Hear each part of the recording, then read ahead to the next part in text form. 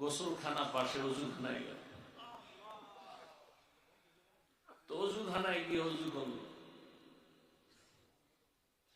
এরপর আবার ছোট বাচ্চা আল্লাহকে সাক্ষী রেখে বলতেছে, এসে দেখলাম এরা যায় নামাজে দাঁড়ায়। বাচ্চাগুলো নামাজ পড়লো তাহাজ্জুদ। এরপরে দেখি এক একজনে এক এক কর্নারে কোরআন শরীফ নিয়ে বসে। ভেতরে অনেক বাচ্চারা ঘুমায় রুমের মধ্যে, ওরা রুমের বাইরে করিডোরে। মোনাজাত ধরলো, তাও দেখলাম। আমি যদি ক্যামেরা টানি সেই দিনের সব পাওয়া যায়। আমি পাগল হয়ে গেলাম যে আমি তো দৌড় দিয়ে মাদ্রাসায় যাই, কিন্তু রাত গভীর, একা একা আসতে পারি না। ঘুম থেকে উঠে ফজরের পরে মাদ্রাসায় এসে হুজুরদের বললাম, দোতলায় বাচ্চাগুলোদেরকে ডাক দেন, ওরা রাত্রে আসলে কি রোজা রাখে নাকি। পরে খবর নিয়ে দেখা গেল হ্যাঁ 20-30। আপনাদেরকে বললে অনেকে অহংকার মনে করবেন। এই মাদ্রাসায় ছোট ছোট বাচ্চাগুলো সোমবার দিন বৃহস্পতিবার দিন রোজা রাখে। আমি নিজে সোমবার দিন রোজা কোনোদিন বলি না ছাত্রদের তোমরা রাখো। আমি একদিন ক্যামেরায় দেখতেছি বাসায় হয়ে সাহারি দেয়া, মাদ্রাসার দিকে খেয়াল করলাম, দেখি দোতলায় হেফজখানা নুরানি ছোট ছোট বাচ্চা, মাথায় টুপি নেই, গেঞ্জি গায়ে, তো ডয়ার খুলে আর কি যেন খায়। তো ভাবলাম কি চুরি টুরি করে কিনা। আবার হঠাৎ করে আমার অন্তরে বাড়ি লাগছে, না আমি তো আজকে সাহারি খেলাম, এই বাচ্চাগুলো কি সাহারি খায়। তো ডিব্বা থেকে বের করে টোস্ট আর মুড়ি।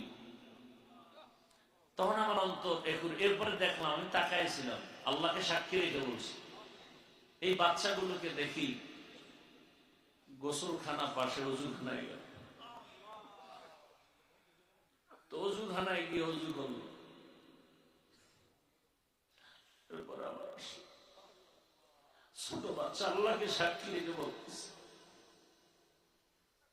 এসে দেখলাম এরা যায় নামাজে দাঁড়ায়। বাচ্চাগুলো নামাজ পড়লো তাহাজ্জুদ। এরপরে দেখি এক একজনে এক এক কর্নারে কোরআন শরীফ নিয়ে বসে। ভেতরে অনেক বাচ্চারা ঘুমায় রুমের মধ্যে, ওরা রুমের বাইরে করিডোরে।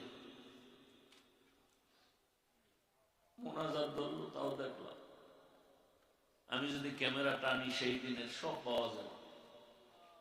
আমি পাগল হয়ে গেলাম যে আমি তো দৌড় দিয়ে মাদ্রাসায় যাই, কিন্তু রাত গভীর, একা একা আসতে পারি না।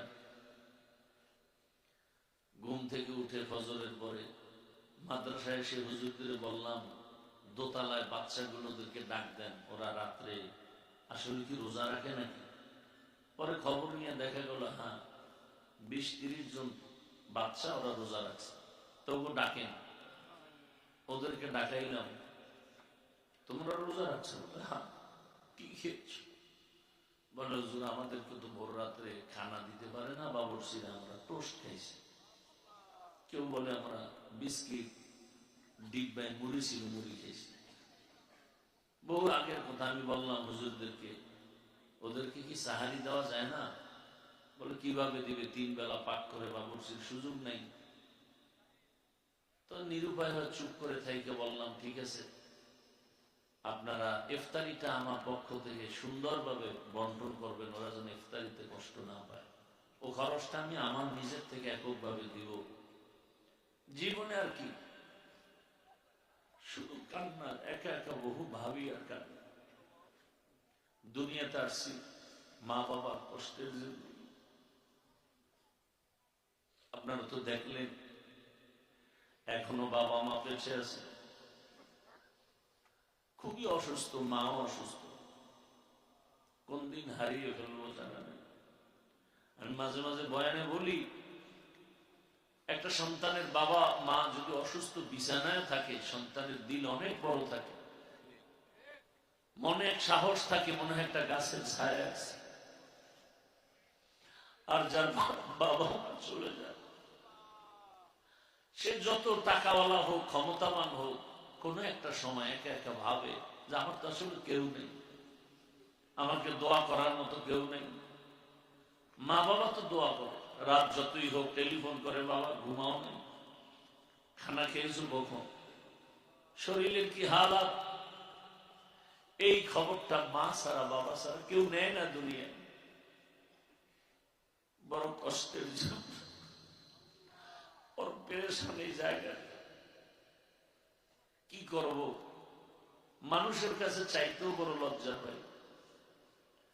শেষ পর্যন্ত মিটিং করে হুজুরদেরকে নিয়ে, মুরব্বীদের পরামর্শে মোনাজাতের পরে আমি নিজে বলি, একটা লিফলেট নিয়ে যাবেন, কেউ যদি 500 টাকাও পারেন, 1000 পারেন, আপনারা মাদ্রাসার জমিন একটু শরীক হবেন। জানি না কপালে কি আছে, নিজের অনেক টাকা কামাই রুজি সব এদিকে, নিজের চলতে অনেক ব্যাগ পেতে হয়, যা ভাষা নাই বুঝাবার। তারপর আল্লাহ পাক কত সম্মানে রাখছেন, আল্লাহ কি দিবেন, আল্লাহ পাক এত ইজ্জত দিয়ে রাখছেন, আপনাদের দোয়াই আমার সম্বল। আজকে এই এলাকায় যখন আসছি, রাস্তাও ছিল না বলতে গেলে, আজ আল্লাহ শুকর একটা শহরের পরিবেশ তৈরি হয়েছে। আমি চাই এই এলাকার নাম আদর্শনগর, আমি চাই রসুলের আদর্শে এই নগরী যেন উজ্জীবিত হয়ে যায়, এলাকাবাসী যেন রসুলের আদর্শওয়ালা হয়ে যায়। আমি বয়ান করার জন্য বসি নাই, বয়ান হয়ে গেছে, সবাই অনেক দূরে যাবেন, রাত অধিক, মাইকের আওয়াজ যত দূর যায়, মা বোন সহ সবার কাছে দোয়া চাই। প্রতি মাসের দ্বিতীয় শুক্রবার এখানে ইজতেমা হয়, মাগরিব সারা রাত আমি এখানে বসে থাকি, বাহিরে কোনো প্রোগ্রাম করি না।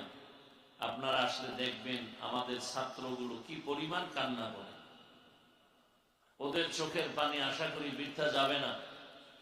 বাইতুল্লাহর গিলাফ ধরে ধরে বহু চোখের পানি ফেলেছে এই মাদ্রাসায় জায়গার জন্য, আশা করি বৃথা যাবে না। হয়তো একটু পেরেশানি আল্লাহ চান, দিলে তো দ্রুত দিতে পারেন। আল্লাহ মোহাব্বতের বান্দাদেরকে চান একটু ওরা কান্না করুক। একটা বাচ্চা দেখেন না, শিশু বাচ্চা বারবার মাকে ডাকে, আম্মু আম্মু, মা তো শুনে কিন্তু সাড়া দেয় না। কেন? মায়ের কাছে আম্মু ডাক বড় মজা লাগে, মা চায় আরো ডাক, ও যত ডাকবে তত আমার দিল মজা হবে, আনন্দ পাবে। এক পর্যায়ে যখন দেখি বাচ্চাটা আম্মু বলতে বলতে ডাকের সাড়া দেয় না, তখন মাটিতে পড়ে কান্না শুরু করে, চোখের পানি যখন ফেলা শুরু করে, তখন ওই মায়ের কলিজার মধ্যে মায়ার আগুন জ্বলে উঠে। সব কাজকর্ম ফালাইয়া ওই বাচ্চার কাছে মা ধরায় বাচ্চাটারে কোলে নেয়, চুমু খায়। আমার আল্লাহ চায় যে আমার কোনো ছেলে নাই, মেয়ে নাই, আমি আল্লাহ কাউকে জন্ম দেই নাই, কারো থেকে জন্ম নেই নাই, আমি আল্লাহ বড় আদর করে বানাইছি মানুষ। আমি আল্লাহ চাই বান্দা তুই আমারে বারবার ডাক, আমি চাই বারবার চোখের পানি ফেলবি, কারণ চোখের পানি এত দামি। একটা সন্তান মা বাবার কাছে চোখের পানি ছাড়িয়ে ক্ষমা চাইলে মা বাবার মায়া বেড়ে যায়। ছাত্র কান্না করে শিক্ষকের কাছে ক্ষমা চাইলে চোখের পানি দেখলে মায়া বেড়ে যায়। আমার আল্লাহর মায়া কি কম, আমার আল্লাহর মায়া তো অনেক বেশি। আল্লাহ পাক বলেন এক ফোঁটা চোখের পানির দাম কত? রহমতের নবী বলেন ওই এক ফোঁটা চোখের পানি গালের নিচে যাওয়ার আগে আল্লাহর কুদরতি অন্তরে মায়ার জোশ আসে। আমার আল্লাহ বলে বান্দার কাঁদিস না, তোর জীবনের সব গুনাহগুলো মাফ করে দিলাম।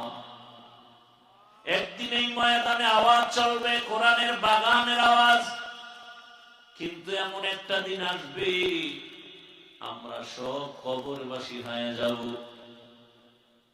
তিনটা সাদা কাফনের প্যাকেটে পড়ে থাকবো, এই দুনিয়ায় আর বেঁচে থাকা যাবে না। ভাই কাঁদবে যে আমার ভাই নাই, মা কাঁদবে আমার সন্তান নাই, বাবা চোখের পানি ছেড়ে কাঁদবে আমার সন্তান চলে গেল। আমার কে আম্মু বলে ডাকবে, কে আব্বু বলে ডাকবে, আর ডাকার মতো কেউ থাকবে না। এরে আল্লাহর বান্দারা, পর্দার আড়ালের মা বোনেরা, রহমতের নবী এই উম্মতের জন্য কি পরিমাণ কান্না করেছে। আজ নবী নাই, ওই নবীর দিনের আমানত আমাদের হাতে। এই কষ্ট করি আমি যদি শুধু ওয়াজ মাহফিল করি আর চুপচাপ ঘরে এসে ঘুমাই, 5 ওয়াক্ত নামাজ পড়ি, আর আমার কিছুই তো করার দরকার হয় না। আমি আরো বাড়ি করতে পারি, আরো গাড়ি করতে পারি, কিন্তু না। এই মাদ্রাসা যখন হয় ভাড়া ঘরে, গ্যাস নাই, বাবুর্চি নাই, 2 বছর 9 থেকে 12 জন শিক্ষক, 3 বেলা বাসায় খাওয়াইতাম পাক করে। এভাবে কষ্ট করে করে করে করে এই পর্যন্ত এমন অবস্থা। শুরু থেকে আল্লাহর শুকর, ওস্তাদদের বেতনও বাকি ছিল না, কিন্তু এই জমিন নেওয়ার পেরেশানির কারণে আজকে প্রায় 3-4 মাস ওস্তাদদের বেতন পর্যন্ত বাকি হয়ে গেছে। 1 মাসও বাকি ছিল না সে 11 সাল থেকে। অনেক কষ্ট করেছে, কিন্তু এই 2-3 মাস বাকি। এরপর আসাতে যায় কেন মেহনত কম করে না। মাগরিবের নামাজের আগে ছাত্রদের কান্না দোয়া, আবার গভীর রাতে তাহাজ্জুদে ছাত্রদের কান্নার আওয়াজ, চোখের পানি আর জিকির চলে। এরে আল্লাহর বান্দারা, আপনাদের কাছে শুধু দোয়া চাই, কিছুই চাই না। দোয়া থাকলে আল্লাহ যদি কবুল করেন সব রাস্তা ওপেন হয়ে যাবে। এরে পর্দার আড়ালের আম্মা জান, আল্লাহর কাছে দোয়া করবেন। আপনারা তো ভাগ্যবতী নারী। আজকে এখানে 11টা সন্তানের মাথায় পাগড়ি দেওয়া হলো হাফেজে কোরআন। আলহামদুলিল্লাহ। ওলামায়ে কেরাম কিন্তু এটাই চায়, এটাই জিন্দেগির কষ্টের ফসল, ঘামের ফল। আপনারা জানেন আমার ভাইরাও মাদ্রাসা নিয়ে আছেন। আসলে মাছ পানি ছাড়া থাকতে পারে না, ঠিক ওলামায়ে কেরাম ইলমের বাগানে না থাকলে মন ভালো লাগে না। আপনাদের কাছে দোয়া, আমার মা বাবার হায়াত যেন আল্লাহ বাড়ায়া দেন। এমন একটা পরিস্থিতি যেন না আসে যে আমরা বাবা মা হারায় অসহায়ের মতো ঘুরবো। চতুর্দিকে তুফান আর তুফান, মুসিবতের আক্রান্ত, কঠিন এক হালাত। মা বাবা যদি ঘরে বসে দোয়া করে, এটাই সব থেকে বড় অস্ত্র। আপনাদের কাছে দোয়া চাই, আল্লাহ পাক যেন আমার মা বাবাকে সুস্থ করেন, আমাদের মধ্যে ইখলাসের মুহাব্বত দান করেন। আল্লাহ পাক মাদ্রাসার উস্তাদ ছাত্র যারা সবাইকে আমানতদার মুখলিস খাদেম বানায় দেন। এবং এই এলাকাবাসীর জন্য দোয়া চাই, আল্লাহ তাদেরকেও দ্বীনের খাদেম বানায় দেন। এবং যারা আপনারা অনেক দূর থেকে, বাংলাদেশের এমন কোন জেলা মনে হয় নাই যেখান থেকে আল্লাহর বান্দারা এখানে আসেনি। অনেকে সেই গতকাল রাত্রে আসে।